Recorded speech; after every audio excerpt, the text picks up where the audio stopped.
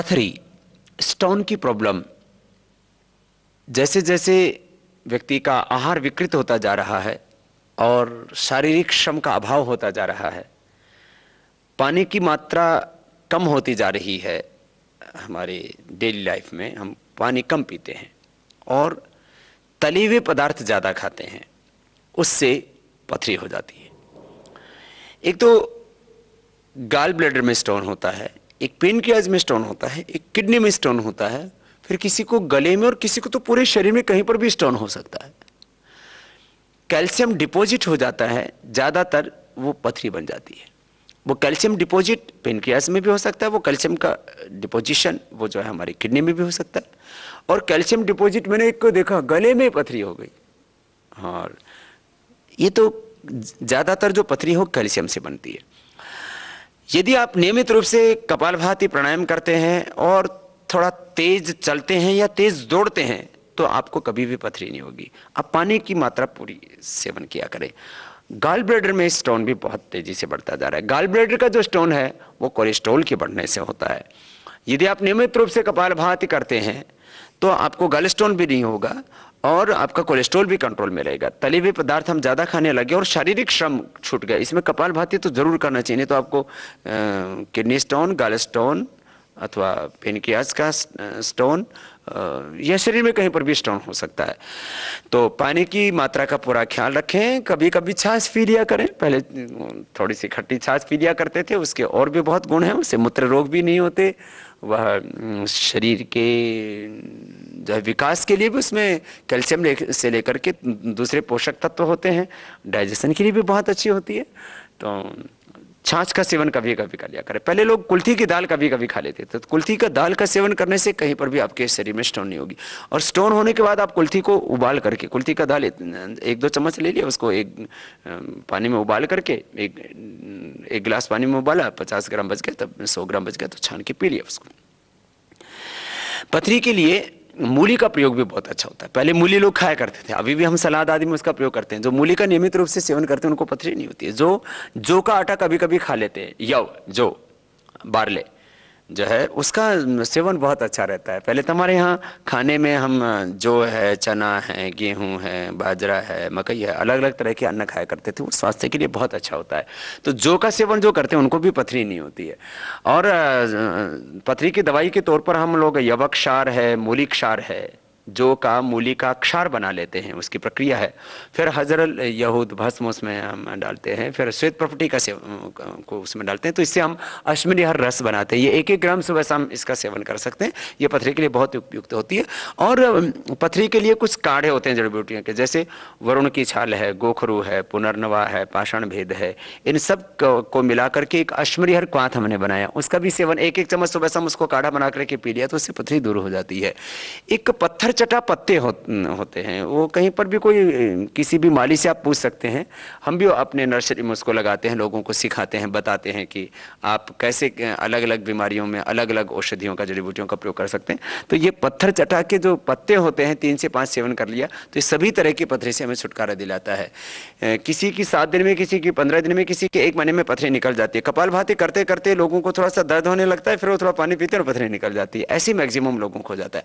गाल स्टोन में भी यदि बहुत ज्यादा गाल ब्लैडर पूरा ही भर गया है स्टोन से तो उस समय तो फिर आपको ऑपरेशन कराना ही पड़ेगा। लेकिन प्रारंभिक अवस्था का गाल स्टोन भी कपालभाति निरंतर करने से डिजोल्व हो जाता है, क्योंकि वो निकलता नहीं है, वो उसका एक दूसरा तरीका है। तो ये पथरी के लिए योग का और आयुर्वेद का जो उपाय है ये बहुत ही महत्वपूर्ण है और ये रामबाण है, ये अचूक उसकी दवा है। आप खुद इन नुस्खों को अपनाएं और दूसरों को भी बताएं, जिससे कि किसी को भी पथरी के लिए ऑपरेशन कराने की जरूरत ना पड़े। और एक बार आप ऑपरेशन करा लेते हैं तो बार बार फिर पथरी डेवलप होती है। आप योगाभ्यास करके और जो हमने आपको प्राकृतिक उपाय बताए इनको अपना करके आप बार बार पथरी होने की जो टेंडेंसी है उससे भी आप बचना चाहते हैं तो योग, आयुर्वेद और प्राकृतिक चिकित्सा को अपनाएं, जिससे कि आप बार बार पथरी के शिकार ना हो।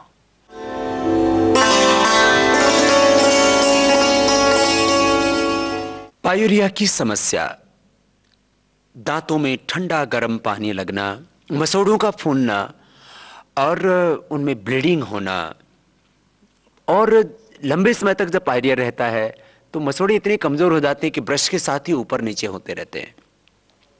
और जब लंबे समय तक पायरिया रहता है तो वो जो बैक्टीरिया है, जो कीटाणु है, रोगाणु है, वो लार में घुल करके पेट में चले जाते हैं। फिर मुंह से भयंकर दुर्गंध आने लगता है। व्यक्ति को किसी से बात करने में भी बहुत संकोच होता है। और एलोपैथी में पायरिया की कोई दवाई नहीं है, इसका कोई ट्रीटमेंट नहीं है। कोई भी डेंटिस्ट आपका पायरिया ठीक नहीं कर सकता। डेंटिस्ट आपके दांत साफ कर सकता है, कहीं कैविटी तैयार हो गई है तो उसमें जो है कुछ केमिकल आदि भर सकता है, लेकिन पायरिया से आपको छुटकारा नहीं दिला सकता। और हम बार बार ठंडी और गर्म चीज़ों का सेवन करते हैं, चाय पीते हैं, आइसक्रीम खाते हैं, बच्चे चॉकलेट खाते हैं, और हम कुछ भी खाते हैं तो उसके बाद दांत साफ नहीं करते हैं। कचरा दांतों का खतरा बन जाता है। और पहले हम नीम बबूल की और अलग अलग तरह की दातुनें पूरे देश भर में मिलती हैं। कोई जो है तुमरू की दातुन करता था, कोई आखा जो होता है इसकी जड़ की भी दातुन की जाती है। और ये जो अपामार्ग होता है उसकी तो दातुन बहुत ही जबरदस्त होती है दांतों के लिए। अलग अलग स्थानों पर मिलने वाले अलग अलग पेड़ पौधों से लोग दातुन किया करते थे, उनके दांत बड़े मजबूत रहा करते थे। पहले चना खाया करते थे भुना हुआ, और भी ऐसे हार्ड चीजें खा लिया करते थे, इससे दांतों की एक्सरसाइज हो जाती थी। गन्ना खा लिया करते थे, उससे दांतों की एक्सरसाइज हो जाया करती थी। आजकल वो सब बंद हो गया है और दांतों की बीमारियां बहुत तेजी से बढ़ती जा रही हैं। और दांतों की स्वच्छता के प्रति हमारा ध्यान नहीं। ब्रश तो दो दो बार करने लग गए हैं, उसमें इतने केमिकल होते हैं, उससे और दांत खराब हो गए, लेयर खराब हो गई है जो है हमारे दांतों के ऊपर की, उससे ठंडा गर्म पानी लगता है। जो ब्रश का ज्यादा प्रयोग करते हैं उनके दांत तो बिल्कुल ही बेकार हो जाते हैं। मैंने खुद जो है इसका देखा है प्रयोग, कि मैंने भी अज्ञानता में ऐसे ही ब्रश को ऐसे कुछ दिनों तक ऐसे दांत के दाढ़ के ऊपर ऐसे रगड़ा तो उसे ठंडा गर्म लगने लगा। मैंने वो ब्रश करना बंद करके अंगुली से अपने फिर दांतों की और जब मसोड़ी की मसाज करनी शुरू की, उससे ठीक हो गया। तो जो सावधानियां रखनी है वो तो रखें। ज्यादा ठंडा, ज्यादा गर्म आइसक्रीम, चॉकलेट आदि इनसे जितना हो सकता है बचें, और जो है अंगुली से मसोड़ों की मसाज क्या करें। ब्रश का तो प्रयोग जो है वो यदि रोज भी करना है तो थोड़ी देर किया, 1 मिनट, लेकिन 5 मिनट तक जो है अंगुली से मसोड़ों की मसाज होनी चाहिए। और मालिश अंगुली से करने के साथ साथ आप घर में मंजन बना सकते हैं, या पतंजलि का बना हुआ दिव्य दंत मंजन का प्रयोग कर सकते हैं, जिसमें बहुत तरह की जड़ी बूटियां होती हैं जो आपके दांतों को, मसोड़ों को सुरक्षा प्रदान करती हैं, उनको प्रोटेक्ट करती हैं। टूथपेस्ट के नाम पर आज बाजार में कॉलगेट, क्लॉचअप, पेप्सोडेंट, तमाम तरह के टूथपेस्ट आते हैं। ये सब भयंकर केमिकल इनके अंदर होते हैं, और इनसे आपके दांत और मसोड़े और ज्यादा खराब हो जाते हैं। हमने जड़ी बूटियों से एक दंत कांति टूथपेस्ट बनाया जो आपके दांतों की और मसोड़ों की सुरक्षा करने के साथ साथ पायरिया से तो आपको बचाता तो है ही, पायरिया होने के बाद उसको मिटाता भी है। इसलिए जिनको पायरिया है मैं उनसे कहूंगा वो सप्ताह में 1 या 2 दिन ही टूथपेस्ट करें, बाकी 5 दिन कम से कम मंजन करो। यदि आप 7 के 7 दिन मंजन करते हैं तो ज्यादा उपयुक्त होगा। लेकिन टूथपेस्ट करने की जिनकी आदत पड़ी हुई है वे भी ये रसायनों से बने हुए, केमिकल से बने हुए टूथपेस्ट नहीं, जड़ी बूटियों से बने हुए हर्बल टूथपेस्ट, आयुर्वेदिक टूथपेस्ट, दंत कांति का यदि प्रयोग करते हैं तो यह आपके दांतों के लिए रामबाण अचूक औषध का काम करता है। और ठंडा गर्म पानी से लेकर के और पायरिया से लेकर के जो है मुंह की दुर्गंध, सड़न, इन सब से आपको बचाते हैं। कपालभाति आप निरंतर करते हैं तो उससे भी आपका इम्यून सिस्टम बहुत स्ट्रांग हो जाता है। गर्म चीजें ज्यादा खाते हैं तो आपको देखना ब्लीडिंग ज्यादा होगी। जिनको भी पायरिया है, आप जिस दिन गर्म चीजें ज्यादा खाएंगे उस दिन आपको ब्लीडिंग ज्यादा होगी। इसलिए गर्म चीजें, बहुत ज्यादा गर्म मसाला, इनसे बचें। और आप जो घर में दंत मंजन बनाना चाहें तो वो भी बना सकते हैं। 100 ग्राम हल्दी, 100 ग्राम सेंधा नमक, 100 ग्राम फिटकड़ी की भस्म, फिटकड़ी कुल्हड़ी में डाली और उसको आग पर रख दिया तो वो पक जाती है, और वो जो है पहले लिक्विड होती है और बाद में उसका फूला बन जाता है। 100 ग्राम सेंधा नमक, 100 ग्राम हल्दी, 100 ग्राम जो है फिटकड़ी का भस्म और स्फटिक भस्म उसको बोलते हैं, 100 ग्राम त्रिफला, 100 ग्राम नीम के पत्ते अचार, 100 ग्राम बबूल की छाल, 20 ग्राम लविंग, ये मिला करके, और इसका आप यदि नियमित रूप से मंजन करते हैं, नियमित रूप से प्राणायाम करते हैं और नाश्ता हो करें या खाना खाएं, जब भी आप आप भोजन लेते हैं, कोई भी चीज खाने के खाते उसके बाद दांतों को जरूर साफ करें, क्योंकि कचरा दांतों का खतरा है, इसको कभी न भूलें। यदि आप नियमित रूप से प्राणायाम करते हैं और जैसा आपको हमने बताया मंजन का प्रयोग करते हैं, तो 100% आपको पायरिया से छुटकारा मिलेगा और 100 साल तक आपके दांत स्वस्थ रहेंगे, दांत चमकीले होंगे और आपके चेहरे की शोभा बढ़ाते रहेंगे। नेल्स के टॉप पर यहां से दबाने से भी पायरिया और तमाम दंत रोगों से मुक्ति मिलती है। और हमने देखा दांतों में दर्द हो तो ऐसे ही अंगुली में दबाते हैं, जिस अंगुली में दुखे वहीं दबाओ, दाईं तरफ दुखता है तो दाएं हाथ में, बाईं तरफ दुखता है तो बाएं हाथ में। ये दबाने से भी बहुत जबरदस्त लाभ होता है। और फर्श के ऊपर या हार्ड जमीन में ऐसे अंगुलियां रख करके और ऐसे दबाते हैं, इसी से ही दांतों के रोगों से और पायरिया से मुक्त हो जाते हैं। 100 साल तक आपके दांत आपके साथ रहते हैं, क्योंकि प्रकृति ने हमें बहुत कुछ दिया है। किसी भी जीव के दांत वक्त से पहले नहीं तो खराब होते हैं और नहीं झड़ते हैं। इंसान यदि प्रकृति के सानिध्य में रहेगा तो उसके जीवन में भी विकृति नहीं आएगी।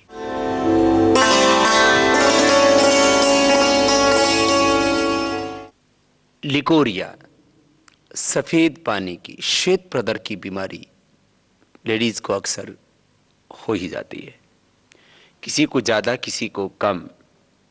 ये लिकोरिया की प्रॉब्लम और फिर किसी किसी को ओवर ब्लीडिंग की भी प्रॉब्लम होती है। दोनों के लिए ही बहुत उपयुक्त है शीशम के पत्तों का सेवन। 8-10 शीशम के पत्ते, उनको घोट करके पीस करके पानी में मिला करके और पी लें। शीशम के पत्ते ताज़ा न मिलते हों तो शीशम के पत्तों का पाउडर, शीशम के पत्तों को छाया में सुखा करके फिर उनका पाउडर बना लें। गांव के किसी भी व्यक्ति से मंगवा लें। शीशम, टाली ये पूरे हिंदुस्तान भर में होती है। इसका अद्भुत लाभ हमने देखा लिकोरिया से लेकर के और तमाम दूसरे सेक्सुअल डिसऑर्डर्स, जेंट्स को भी धातु रोग, पेशाब के साथ चिकना चिकना पदार्थ का आना, ओवर ब्लीडिंग की समस्या का होना, इन सब के लिए शीशम के पत्ते रामबाण औषधि का काम करते हैं। माताएं बहनें चंद्र प्रभावटी और स्त्री रसायन ये भी एक एक गोली का सेवन कर सकती हैं।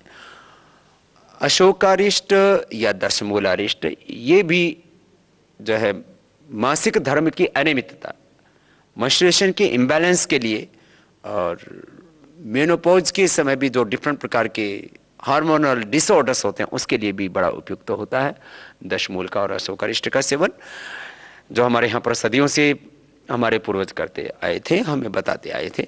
और लिकोरिया के लिए एक्यूप्रेशर का इलाज भी बहुत कामयाब है। जहाँ पर हाथों में माताएं चूड़ियाँ पहनती हैं वो उनके इनफर्टिलिटी से लेकर के और लिकोरिया से लेकर के और तमाम तरह के दूसरे रोगों में भी बड़ा लाभप्रद है। तो ये जो है कलाई के ऊपर वाले हिस्से में दोनों तरफ ऐसे ये दबाने से ये लिकोरिया के अंदर बड़ा जबरदस्त इससे लाभ होता है। कपालभाति प्राणायाम बहुत जबरदस्त होता है। कपालभाति प्राणायाम जो माँ बहन बेटियां निरंतर रूप से करती हैं उनको ना तो लिकोरिया होता है, ना ओवर ब्लीडिंग की प्रॉब्लम होती है, न यूट्रस में फाइब्रोस, ना ओवरी में सिस्ट, न फिलिपियन ट्यूब बंद होने की समस्या होती है, न किसी तरह का हार्मोनल इम्बैलेंस होता है, न ओवर ब्लीडिंग और न ही और बहुत तरह के दूसरे स्त्री रोग, उनसे छुटकारा मिल जाता है। एलोवेरा का जूस ये भी बड़ा जबरदस्त होता है। आंवला और एलोवेरा का जूस 4-4 चम्मच माताएं बहनें पीते रहें तो उससे लिकोरिया और इसके साथ साथ ओवर ब्लीडिंग माने श्वेत प्रदर और रक्त प्रदर दोनों से छुटकारा मिल जाता है। ये एलोवेरा का जो जूस होता है इसका नाम है घृत कुमारी, माने ये घृत जैसी ताकत देता है और जो है कुमारी का जो यौवन है उसको सदा बरकरार रखता है। इससे हमारी स्किन भी बहुत अच्छी रहती है, चेहरे की स्किन, पूरी बॉडी की स्किन इससे बहुत अच्छी रहती है। एसिडिटी से नहीं होती है, डायबिटीज की बीमारी से नहीं होती है, आर्थराइटिस की बीमारी, माताओं बहनों को कैल्शियम की कमी और ऑस्टियोपेनिया ऑस्टियोपोरोसिस की प्रॉब्लम भी बहुत होती है, उससे भी छुटकारा दिलाता है। और किसी भी तरह का प्रदर, श्वेत प्रदर, रक्त प्रदर और मासिक धर्म की अनियमितता के लिए एलोवेरा का जूस माताओं बहनों के लिए बहुत ही उपयुक्त होता है। तो नियमित रूप से कपालभाति प्राणायाम कीजिए, बाह्य प्राणायाम कीजिए, थोड़ा अनुलोम विलोम कीजिए, कपालभाति प्राणायाम नियमित रूप से कीजिए, एलोवेरा का जूस पीजिए। आपको जिंदगी में लिकोरिया की प्रॉब्लम कभी नहीं होगी।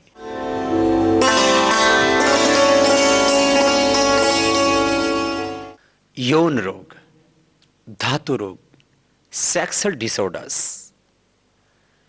इससे आजकल के युवा बहुत परेशान है।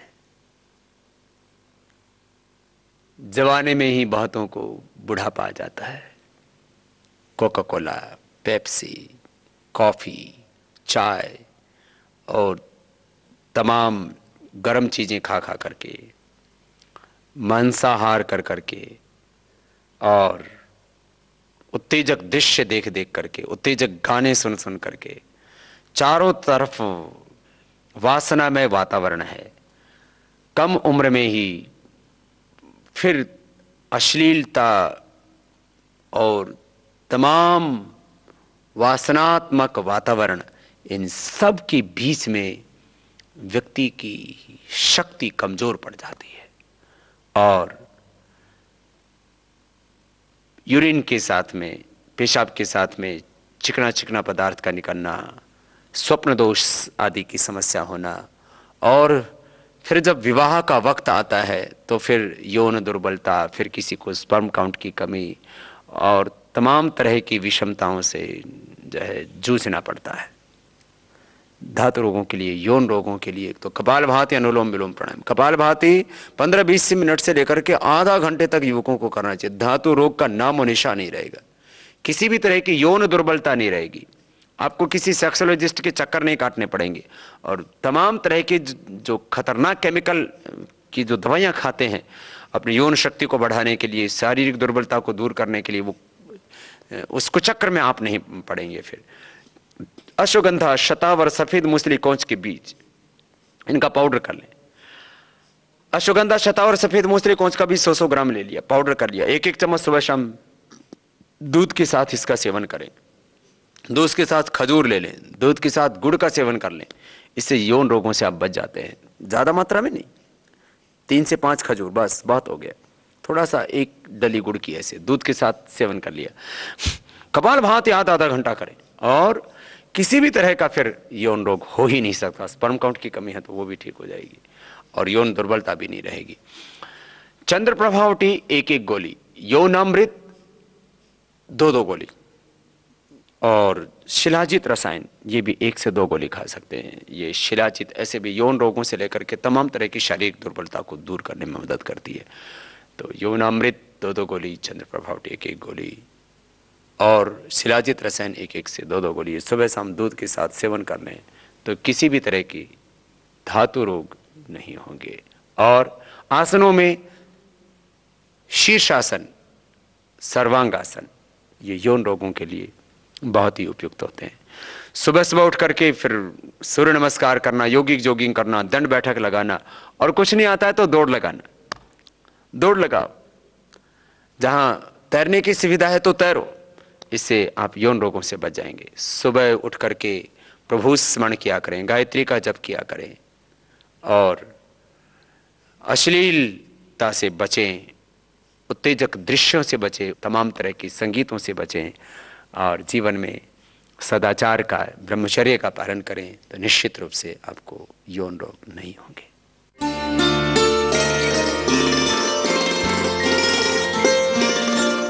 इनफर्टिलिटी, संतान का न होना।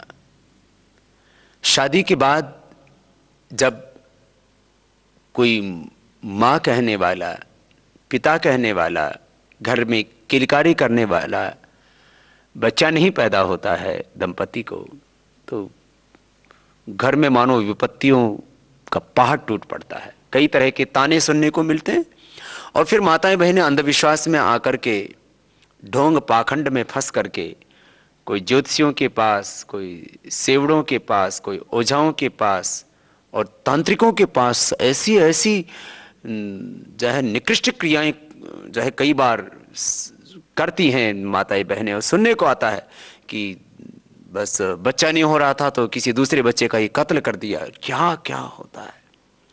और पुरुष भी सेक्सोलॉजिस्ट के पास जाते हैं, चक्कर काटते रहते हैं, समाधान नहीं मिलता है।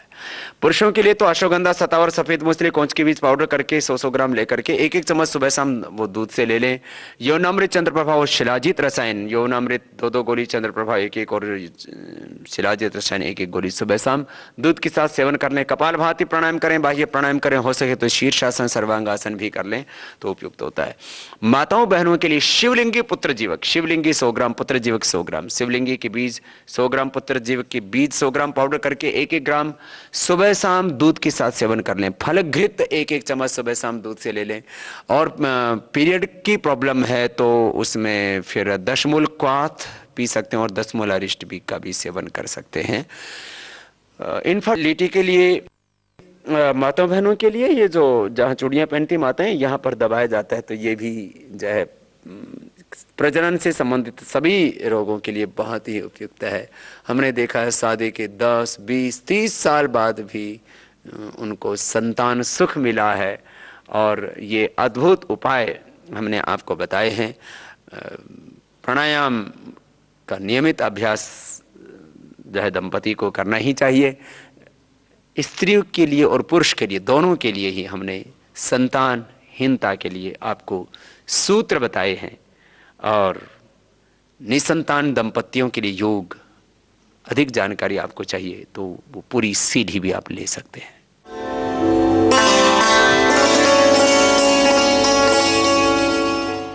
बवासीर, पाइल्स, फिसर, फिस्टुला की प्रॉब्लम बहुत कष्टदायक होती है, और इसके लिए ऑपरेशन करवाते हैं। ऑपरेशन कराने के बाद दोबारा से बवासीर हो जाती है, क्या करें। पाइल्स, फिसर, फिस्टुला के लिए सबसे अच्छा है कपालभाति प्राणायाम। कपालभाति प्राणायाम करने से पाइल्स, फिसर तो ठीक होता ही है। फिस्टुला, भगंदर, जिसके लिए ऑपरेशन भी कई बार कामयाब नहीं होता है, और ऑपरेशन कराने के बाद दोबारा से भगंदर हो जाता है, बहुत क्रिटिकल कंडीशन हो जाती है। और ऐसी परिस्थिति में भी कपालभाति प्राणायाम हमने देखा आधा घंटा करवा दिया, जब बवासीर की बहुत ज्यादा प्रॉब्लम होती है। एनस के पास एक नली तैयार हो जाती है और उसमें भयंकर पस हो जाता है, बहुत दर्द होता है। पाइल्स में तो मस्से फूलते ही हैं, और फिर फिशर में जो है उन मस्सों में ऐसे मोटी मोटी दरारें पड़ जाती है, बहुत कष्ट होता है। ऐसी परिस्थिति में कपालभाति प्राणायाम, बाह्य प्राणायाम जबरदस्त लाभप्रद होते हैं। इसमें अग्निशारक क्रिया भी लाभ देती है, और साथ साथ में अश्विनी मुद्रा, माने जिससे अश्व लैट्रिन करने के बाद में अपने एनस को अंदर ऐसे खींचता और ढीला छोड़ता है, ऐसे ही एनस भाग को खींचना और ढीला छोड़ना, अर्थात मूलबंध लगाना और ढीला छोड़ना, ये क्रिया करने से भी बवासीर में बहुत लाभ होता है। बवासीर के लिए घरेलू नुस्खे भी बड़े लाभदायक होते हैं। ठंडा दूध 1 कप, उसमें नींबू निचोड़ा, और नींबू निचोड़ करके तुरंत पी गए। 1 कप गाय का ठंडा दूध, या तो कच्चा दूध, धारोष्ण दूध जिसको बोलते हैं, या गर्म करके ठंडा किया हुआ दूध 1 कप लिया, उसमें 1 नींबू निचोड़ा और निचोड़ करके तुरंत पी गए। ऐसा प्रयोग करने से लगभग 3 दिन के अंदर बवासीर ठीक हो जाती है। अधिकांश लोगों पर प्रयोग करके हमने ये देखा। देसी कपूर, भीमसेनी कपूर, 1 चने के बराबर केले के अंदर डाल करके, केले में लपेट करके खा लिया। केले के अंदर छोटा छिद्र किया और उसके ऊपर जो है कपूर चने के बराबर डाला और उसको निकल गए। यह भी बवासीर के लिए अद्भुत होता है। नागदोन एक जड़ी बूटी होती है, लगभग पूरे हिंदुस्तान में हमने इसको देखा है। लोग बाढ़ में भी उसको अक्सर लगा देते हैं। हरे हरे पत्ते होते हैं, बहुत गहरे हरे, और उसको तोड़ो तो उसमें दूध जैसा निकलता है। तो नागदोन के पत्ते, ये 3-3 पत्ते खाने से बवासीर तुरंत ठीक हो जाती है।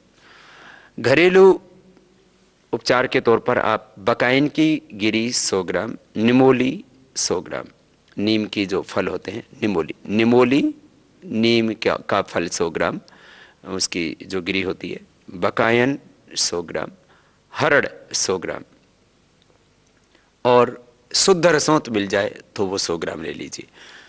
रसोंत जो है वो एलोवेरा से ही बनती है, लेकिन आजकल शुद्ध नहीं मिलती, इसलिए आप 3 चीज़ें, निमोली और बकायन, हरड़, इनका पाउडर कर लें और 1-1, 2-2 ग्राम सुबह शाम छाछ के साथ ले लें, इससे भी बवासीर ठीक हो जाती है। हमने देखा है जो नारियल की जो दाढ़ी होती है, एक तो नारियल खोपरा होता है अंदर ऑयल वाला, एक नारियल के ऊपर जो छिलका होता है उसका पाउडर करके 1-2 ग्राम छाछ के साथ लेने से भी जो रक्त आर्श होता है, ब्लीडिंग वाली जो पाइल्स होती है, वो एकदम से ठीक हो जाती है। ऐसे छाछ का सेवन करने से ही ठीक हो जाती है बवासीर। और आंवला एलोवेरा का जूस निरंतर पीने से ही पाइल्स, फिशर, फिस्टुला ये पूरी तरह से ठीक हो जाते हैं। कपालभाति प्राणायाम करने के साथ साथ ये एक्यूप्रेशर भी किया करें। अंगूठे के नीचे इधर कलाई के ऊपर, यहाँ पर ये जो स्थान होता है, यहाँ पर दबाने से बवासीर ठीक हो जाती है। दोनों हाथों में 1-1, 2-2 मिनट ऐसे एक्यूप्रेशर कर लें, इससे बवासीर का रोग अच्छा होता है। तली हुई चीज़ों से बचें, गर्म चीज़ों से बचें, हरी सब्जियों का सेवन ज़्यादा करें, सुबह उठ करके पानी ज़रूर पिएं, और बैंगन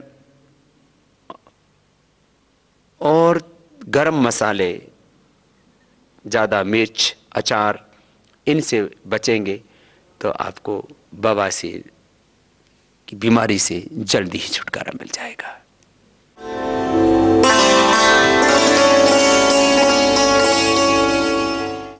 जोड़ों का दर्द, जॉइंट पेन, अर्थराइटिस, और ज़्यादा ये बढ़ जाती है प्रॉब्लम तो इसको बोलते हैं रूमेटॉइड अर्थराइटिस, गाउट की प्रॉब्लम, इन सब बीमारियों से आदमी की ज़िंदगी ठहर सी जाती है।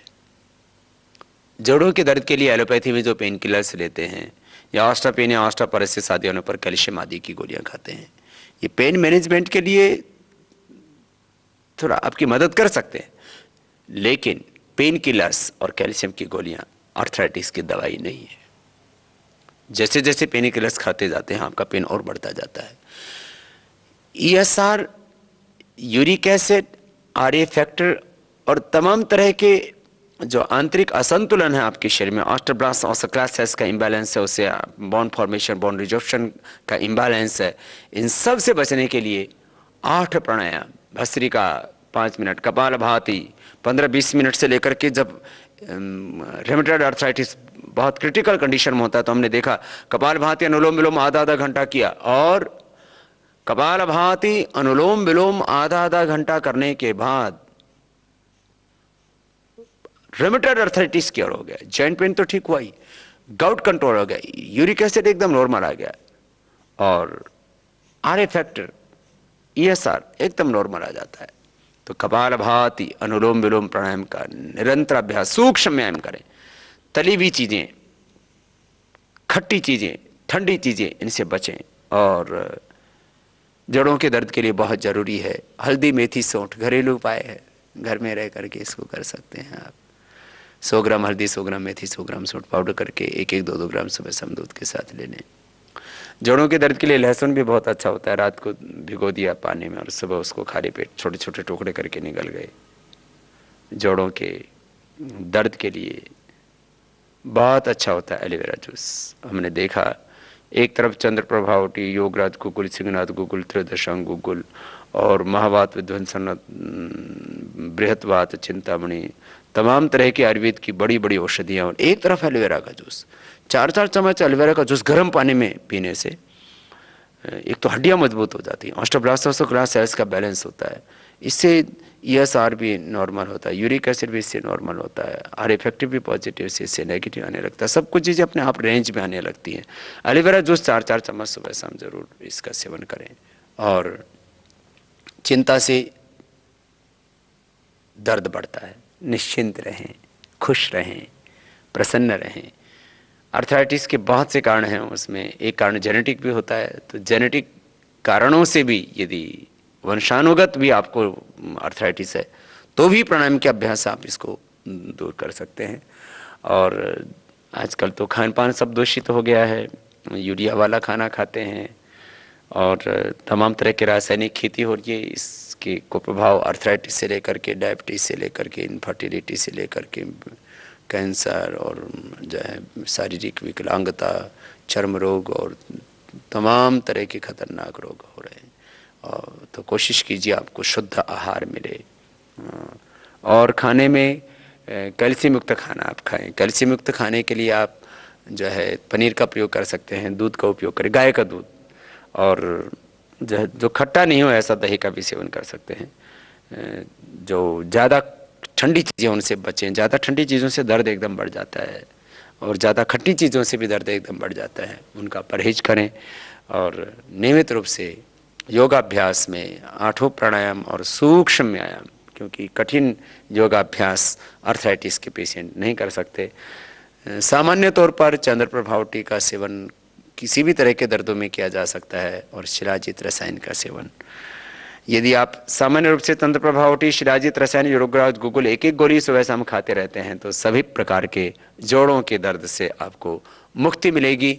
और भी बहुत से हमारे आस पड़ोस में ऐसे समाधान हैं, ऐसी जड़ी बूटियाँ हैं, उनका सेवन करके हम अर्थराइटिस से बच सकते हैं। जैसे राजस्थान में मोथा घास होता है, उस मोथा घास की एक एक कली, दो दो कली सुबह शाम आप पाउडर करके पानी से खा लेते हैं, उसी से अर्थराइटिस से मुक्त हो जाते हैं। हमने देखा बहुत से वैद्य बहुत लंबी परंपरा से इसका प्रयोग करते आ रहे हैं और उनके पास में हजारों लोगों ने इस मोथा की घास का ही सेवन किया और वो अर्थराइटिस से मुक्त हो गए।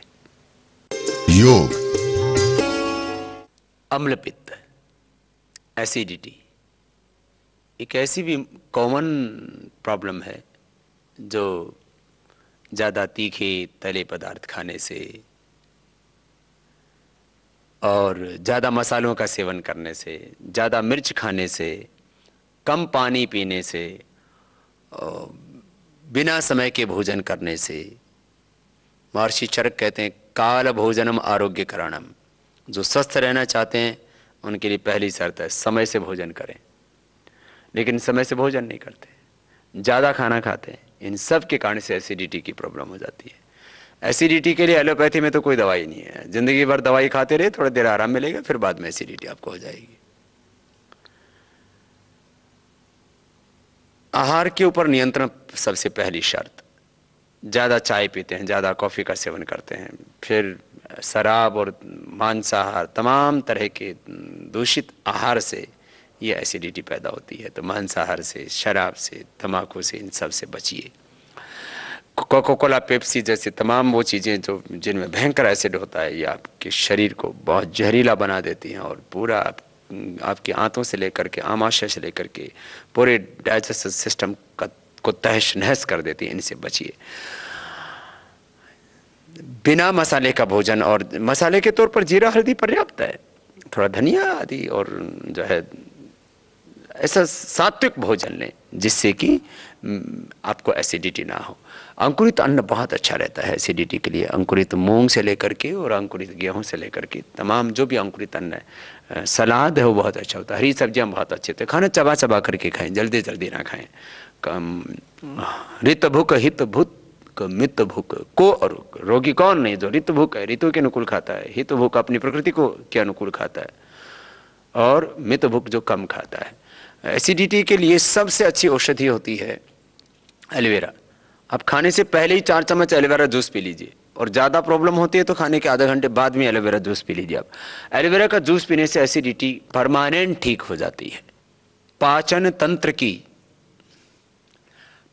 तंत्र की विकृति के कारण से अपचन होता है, उसी को हम अम्लपित्त कह देते हैं, एसिडिटी कह देते हैं। शरीर में पित्त बढ़ जाता है। तो जो भस्त्रिका, कपालभाति प्राणायाम का निरंतर अभ्यास करते हैं उनको ये एसिडिटी की बीमारी नहीं होती है। बस एसिडिटी के रोगियों को बहुत तेजी से कपालभाति नहीं करना चाहिए, धीरे धीरे कपालभाति प्राणायाम का अभ्यास करना चाहिए। और एसिडिटी लंबे समय तक रहती है तो उससे अल्सर और अल्सरेटिव कोलाइटिस की प्रॉब्लम हो जाती है। उसके लिए बेल का निरंतर सेवन, फिर छाछ का प्रयोग, अनार का प्रयोग उपयुक्त होता है, और प्राणायाम धीरे धीरे करना होता है। तेजी से कपालभाति प्राणायाम न करें एसिडिटी और अल्सरेटिव कोलाइटिस वाले रोगी। और औषधि के तौर पर आप 100 ग्राम विपत्तिकर चूर्ण और 10 ग्राम उसमें मुक्ता शक्ति भस्म मिला लें और 1-1 चम्मच सुबह शाम खा लें, आपको एसिडिटी से छुटकारा मिल जाएगा। और यदि आप ऐसे ही सुबह उठ करके रोज जो है एलोवेरा का प्रयोग करते हैं तो एसिडिटी से भी छुटकारा मिलता है, उससे हड्डियों के रोग भी नहीं होते हैं, शुगर की बीमारी भी नहीं होती है, और जो है ये जोड़ों के दर्द के लिए तो अद्भुत लाभप्रद है। डाइजेस्टिव बहुत अच्छा है ये डाइजेस्टिव सिस्टम के लिए एलोवेरा का जूस। तो एलोवेरा का जूस एसिडिटी के लिए रामबाण औषधि है। देश से नहीं पूरी दुनिया के लोग एसिडिटी के लिए आज एलोवेरा जूस का ही सेवन कर रहे हैं।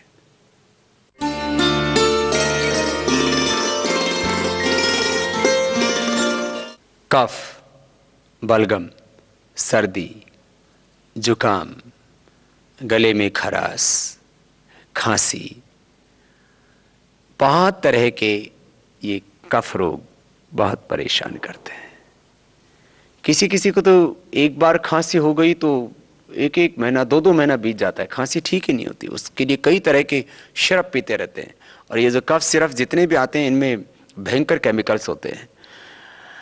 एलोपैथी का तो कफ सिर्फ यदि बच्चे ज्यादा मात्रा में पी लेते हैं तो कई बार मौत तक हो जाती है। पिछले दिनों में जब कनाडा गया हुआ था तो मैंने देखा वहाँ जॉनसन एंड जॉनसन कंपनी के ऊपर काफी लोगों ने केस किए थे और उनको बहुत बड़ा हर्जाना देना पड़ा, क्योंकि बहुत से बच्चों की मौत हो चुकी थी कफ सिरप पीने से। बच्चों को इन कफ सिरप से बचाइए, बच्चों को च्यवनप्राश खिलाइए। बच्चों को यदि जो है खांसी हो गई तो उनको श्वासारी लिक्विड हम बनाते हैं प्रवाही पीने के लिए, वो सिरप पिलाइए, आयुर्वेदिक सिरप। पहले माताएं जो है मुलेठी बच्चों को बनफसा, बासा, तुलसी, अदरक ही पिलाया करती थी। अब भूल गए हम अपनी परंपरा। तुलसी के पत्तों का रस 1-2 बूंद, अदरक का रस 1-2 बूंद, थोड़ा सा शहद मिलाया, चटा दिया, ये खांसी के लिए बड़ा उपयुक्त होता है। जिनका भी गला खराब रहता है मुलेठी, काली मिर्च, मिश्री मुंह में डाल करके चूसने, ये गले के लिए बहुत अच्छा होता है। और गले के लिए बहुत अच्छा होता है, हम अंगूठे के नीचे से यहाँ से दबाते हैं, गले के लिए और थायराइड के लिए, दोनों के लिए। और भस्त्रिका, कपालभाति, उज्जाई और अनुलोम विलोम प्राणायाम, प्राणायाम का सीधा असर हमारे रेस्पिरेटरी सिस्टम पर पड़ता है। चाहे भस्त्रिका हो, कपालभाति हो, उज्जाई हो या अनुलोम विलोम प्राणायाम हो, सीधा हमारा रेस्पिरेटरी सिस्टम स्ट्रांग होता है। जिसका रेस्पिरेटरी सिस्टम स्ट्रांग होता है उसको कफ की कोई प्रॉब्लम हो ही नहीं सकती है। कफ बलगम के लिए सौंठ, पीपल, काली मिर्च, इसको त्रिकुटा बोलते हैं। त्रिकुटा और त्रिफला हमारे यहाँ आयुर्वेद में बहुत प्रसिद्ध औषधियां हैं।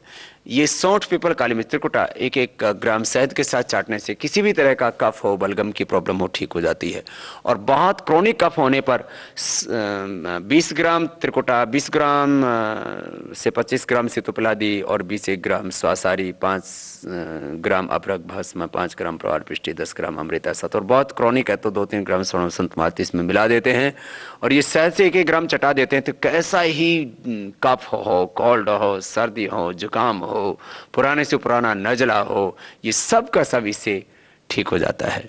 आयुर्वेद में तो बहुत औषधियां हैं कफ बलगम के लिए, लेकिन तुलसी ऐसे ही सुबह आप 2-3 पत्ते आप खा लेते हैं तो ये आपके कफ के लिए बहुत अच्छी होती है। दूध में हल्दी डाल करके लेते हैं, ये कफ के लिए बहुत अच्छी होती है। दूध में 1-2 बूंद शिलाजीत ले लेते हैं, ये कफ के लिए बहुत अच्छी होती है। 1-1 चम्मच च्यवनप्राश, वो ओरिजिनल च्यवनप्राश होना चाहिए, जैसे हमारे ऋषि मुनियों ने बताया, महर्षि चरक ने, महर्षि श्रुत, धन्वंतरि आदि ने बताया, वैसा च्यवनप्राश होना चाहिए। वह भी आपके रेस्पिरेटरी सिस्टम को बहुत स्ट्रांग करता है और कफ बलगम से आपको बचाता है। जिनको भी कफ की प्रॉब्लम है, मोटापा है, पेट खराब रहता है, वो गर्म पानी पिया करिए। ठंडा पानी पीने से भी कफ की प्रॉब्लम बढ़ जाती है। और जिनको कफ की प्रॉब्लम है वो चिकनाई से बचें, चिकनी चीज़ों से बचें, घी और तेल से बचें, दूध में भी हल्दी डाल करके लें, और चाय के तौर पर आप दिव्य पेय का सेवन करें। इससे आपको कफ रोगों से तुरंत छुटकारा मिलेगा। और प्राणायाम करने वाले को तो कभी कफ का रोग होगा ही नहीं।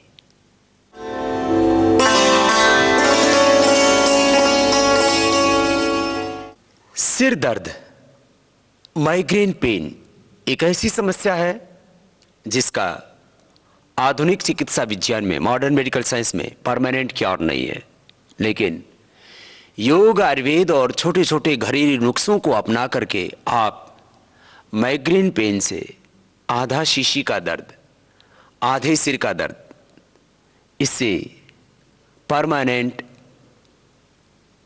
छुटकारा पा सकते हैं। जिनको भी सिर में दर्द रहता है उनके लिए सबसे अच्छा प्राणायाम है अनुलोम विलोम प्राणायाम।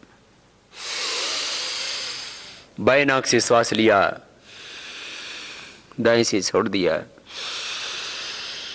दाएं नाक से श्वास लिया, बाएं से छोड़ दिया। ऐसे 10-15 मिनट प्रतिदिन अनुलोम विलोम प्राणायाम करने से 3 से 5 बार भ्रामरी प्राणायाम, श्वास को भर करके नाक से छोड़ना,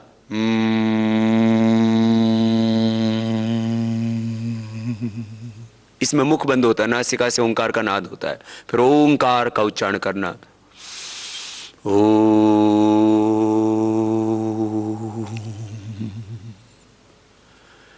अनुलोम विलोम भ्रामरी उद्गीत, ये 3 ही प्राणायाम कर लेते हैं तो आपका सिर का दर्द ठीक हो जाता है। सिर के दर्द के बहुत कारण हो सकते हैं। किसी किसी को पित्त बढ़ने से सिर दर्द होता है, माइग्रेन पेन होता है, इसको पित्तज शिरोवेदना कहते हैं, पित्त से होने वाले सिर का दर्द।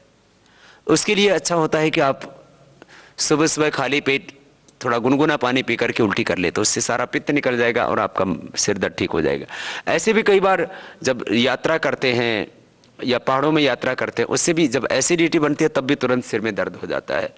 तो यदि आपको एसिडिटी बनी हुई, अम्ल पित्त बना हुआ है, अम्ल पित्त जब भी शरीर में बढ़ जाता है तो उससे भी सिर दर्द हो जाता है। तो उसके लिए आप कुंजर क्रिया कर लें, और पित्त ना बढ़े इसके लिए आप अंकुरित अन्न लें, शाक सब्जियां लें और लौकी का प्रयोग करें। गोदंती मुक्ता, पिष्टी मुक्ता, शुक्ति, इनको मिला करके वैद्य की परामर्श अनुसार आप आधा ग्राम ले सकते हैं, अथवा विपत्ति कर चूर्ण 100 ग्राम, मुक्ता शुक्ति भस्म 10 ग्राम मिला करके ये 2-3 ग्राम ये आप पानी के साथ ले सकते हैं। एलोवेरा का जूस तो एसिडिटी के लिए बहुत अच्छा, उसको भी अपना सकते हैं। तो माने एसिडिटी के कारण से सिर दर्द हो जाता है, उससे आपको छुटकारा मिलेगा। कई बार कफ बहुत जम जाता है, बलगम यहाँ माथे में और नाक के दोनों ओर बहुत ज़्यादा कफ बलगम जम जाता है, उससे सिर दर्द हो जाता है।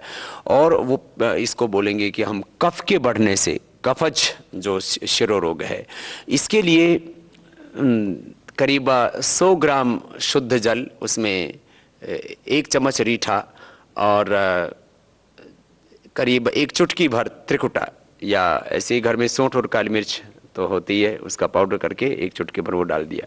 ये जो 100 ग्राम या 100 ml जो पानी है, इसको 2 दिन ऐसे ही रखो।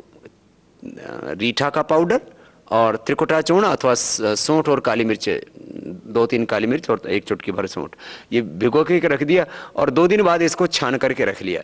इसकी 2-3 बूंद एक नाक में, 2-3 बूंद दूसरे नाक में ऐसे डाल देते हैं, इससे सारा कफ फिर निकल करके बाहर हो जाता है। हमने 100-200 ग्राम से लेकर के आधा किलो तक लोगों का कफ निकलता देखा अपनी आंखों से, और हमने उनको ठीक किया है। तो ये रीठे का झोल बना करके नाक में डाल देते हैं, इससे सिर में दर्द अच्छा हो जाता है। जल नीति, सूत्र नीति करने से भी सिर में दर्द अच्छा हो जाता है। और जो है किसी किसी को सिर में दर्द बहुत ज़्यादा होता है, उसके लिए वो मेधावटी का प्रयोग कर सकते हैं। छोटी उम्र वाले 1-1 गोली और बड़ी उम्र वाले 2-2 गोली भी खा सकते हैं। किसी की दिमाग की नसें इतनी कमज़ोर हो जाती है, बस थोड़ा सा तनाव आया, थोड़ी सी कोई परेशानी हुई और घर में थोड़ी अनबन हो जाती है, बस किसी से नाराज़गी हो जाती है, कुछ भी बस अनचाहा हो जाता है, तो एकदम से सिर भिनभिनाने लगता है। तो दिमाग की नसें जिनकी कमज़ोर होगी उनके लिए ज़रूरी है कि वो 1-1 या 2-2 गोली मेधावटी के ले सकते हैं। गर्मी की ऋतु में वो अमृत रसायन भी ले सकते हैं, वह मस्तिष्क के लिए बहुत अच्छा है। बादाम को भी पीस करके ले सकते हैं। बादाम और अखरोट दोनों ही सिर के लिए बहुत अच्छे होते हैं, सिर को ताकत देते हैं। बादाम रोगन 2-3 बूंद से लेकर के आधी चम्मच तक दूध में डाल करके पी सकते हैं। और बादाम रोगन नाक में डाल सकते हैं, 3 से 5 बूंद एक नाक नाक में 3 से 5, दूसरी नाक में बादाम रोगन डाला और जो है 3 से 5 बूंद डाल करके आप उसको ऐसे निगल जाते हैं, लेट करके बादाम रोगन नाक में डाल सकते हैं। इससे भी सिर में दर्द अच्छा हो जाता है। सिर दर्द का एक बहुत देसी और बहुत ही अक्सर जो है नुस्खा है, एक घरेलू दवाई है, उपचार है, वो ये कि देसी घी की जलेबी खाओ और ऊपर से दूध पी लो। गाय का दूध हो तो बहुत अच्छी बात है। देसी घी की जलेबी और ऊपर से दूध पी लिया, सिर में दर्द एकदम अच्छा हो जाता है। ये बड़ी महत्वपूर्ण बात है। सिर में दर्द ज्यादा होने पर प्रवाल पिष्टी 10 ग्राम, गोदंती भस्म 10 ग्राम, मोती पिष्टी 2 से 4 ग्राम मिला करके सब आधा ग्राम सुबह शाम शहद के साथ खाते तो उससे भी सिर में दर्द अच्छा हो जाता है। किसी की दिमाग की नसें बहुत ही कमजोर हो तो मेधावटी के साथ साथ मेधा क्वाथ भी पी सकते हैं और सारस्वतारिष्ट भी ले सकते हैं। वो भी 4-4 चम्मच पानी और दवा मिला करके पिया जा सकता है। तो इस तरह से हम माइग्रेन पेन से, सिर के दर्द से परमानेंट छुटकारा पा सकते हैं। ये स्थायी समाधान है सिर दर्द का। अन्यथा एलोपैथी में पेन किलर्स लेते रहते हैं और पूरी जिंदगी भर सिर दर्द को ढोते रहते हैं, सहते रहते हैं और कई बार तो इतना सिर में दर्द हो जाता है व्यक्ति सिर को बांध लेता है और लगता है कि बस दीवारों में सिर को मारो।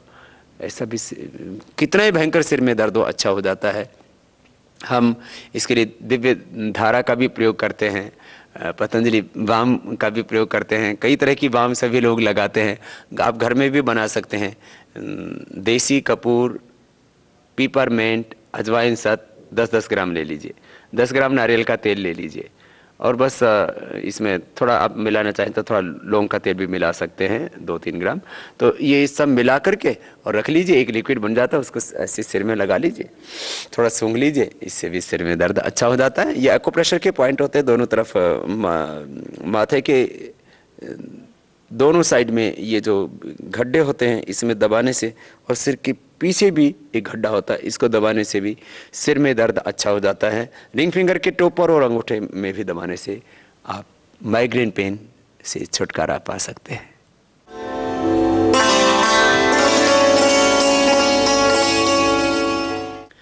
साइनस, साइनोसाइटिस, एलर्जिक राइनाइटिस, नाक का बंद होना, कफ बलगम बहुत ज्यादा जिनका बढ़ जाता है नाक में, पोलिप्स बढ़ जाते हैं, नाक बंद हो जाता है, ऑपरेशन कराना पड़ता है, ऑपरेशन के बावजूद भी ठीक नहीं हो पाते, फिर दोबारा से पोलिप्स बढ़ जाते हैं, फिर ऑपरेशन कराना पड़ता है और बार बार ऑपरेशन कराने पर कई बार तो नाक का कैंसर हो जाता है।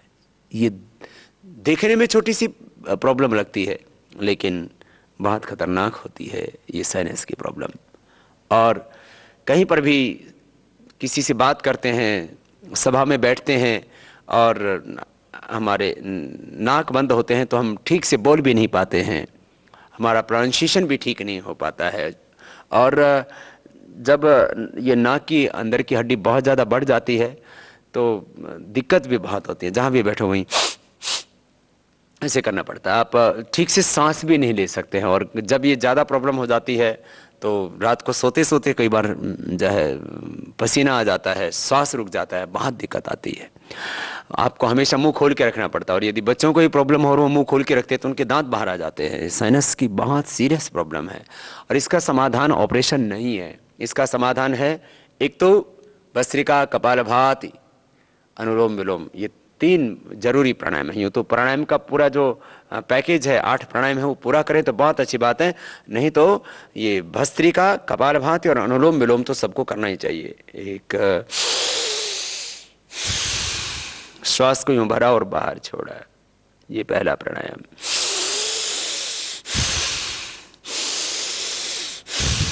जिनको साइनस की प्रॉब्लम है उनको शुरू में एक ही नाक से श्वास जाएगा या थोड़ा थोड़ा श्वास जाएगा, धीरे धीरे श्वास जाएगा, धीरे धीरे ये अच्छे से हो जाएगा। इसको 3 से 5 मिनट रोज करना चाहिए। फिर कपालभाति प्राणायाम आसानी से कर सकते हैं साइनस वाले रोगी। और ऐसे जब 10, 15, 20 मिनट तक लगातार कपालभाति करते हैं तो एक अंदर से हीट जनरेट होती है और उससे अपने आप सेल्फ हीलिंग होने लगता है, और ये जो बढ़े हुए पॉलिप्स से अपने आप खत्म हो जाते हैं, साइनस अपने आप खत्म हो जाता है। अनुलोम विलोम शुरू में करेंगे तो दिक्कत आएगी, लेकिन